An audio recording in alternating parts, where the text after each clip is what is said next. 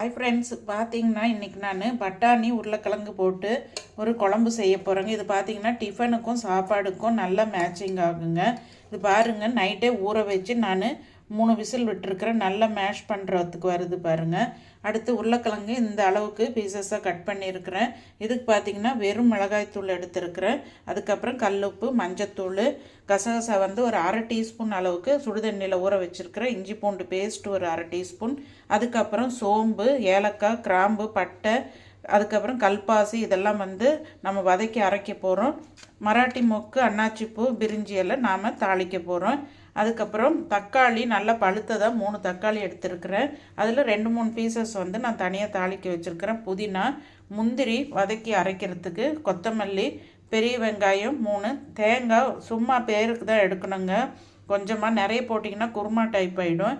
அதே மாதிரி பெரிய வெங்காயத்துக்கு பதில் நீங்கள் சின்ன வெங்காயம் போட்டிங்கன்னா ரொம்ப டேஸ்ட்டாக இருக்குங்க. ட்ரை பண்ணி பாருங்கள். இப்போ எப்படி பண்ணுறதுன்ற பார்க்கலாங்க.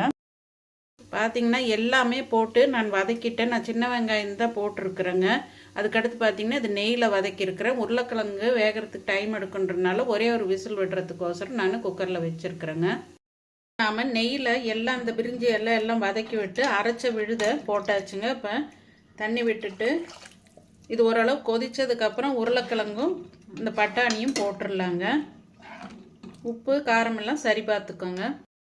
பாருங்கள், குழம்பு கொதிச்சிருச்சு. இந்த உருளைக்கிழங்கும் பட்டாணியும் சேர்த்து போட்டுடலாங்க. இதோடய வெந்து வந்துடும்.